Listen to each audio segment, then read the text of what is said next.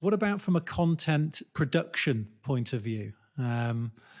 Would you recommend, let's say, for instance, you've got an organization that perhaps isn't as big as Salesforce then. Would you recommend people get content created by subject matter experts, bearing in mind it might be a little bit more technical then? Or how would you sort of approach, or how have you approached that in the past?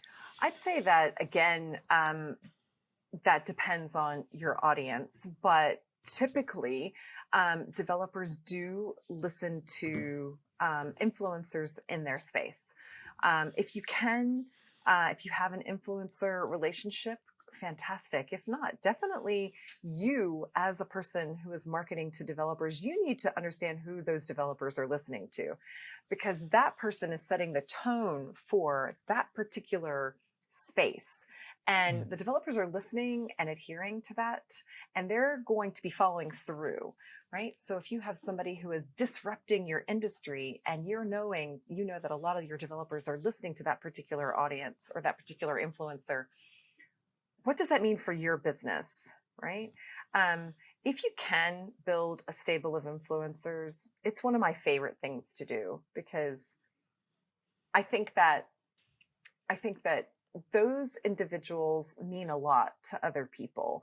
And they can bring you a lot of credence, right? A lot of weight to your brand, to your organization, to your technology.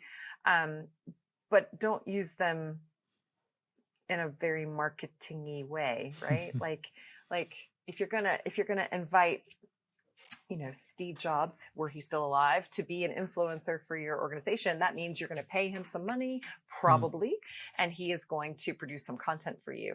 What's that going to get you? Make sure you're always looking at that bottom factor that you're trying to achieve.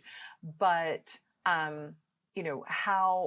how is what he is saying actually going to impact the people who are listening to him? Because you're not going to be able to control 100% of what that person says. And in fact, you wouldn't want to, because then that person wouldn't be an influencer. But you have the ability to help that person reach your people, because your people are interested in what he's saying or she's saying. And that, I think, is quite powerful. So back to who should create your content. If you're lucky enough to have an in-house team of content producers who are developers, that's the ideal. We at Salesforce are very lucky because we have a Salesforce developer advocacy team.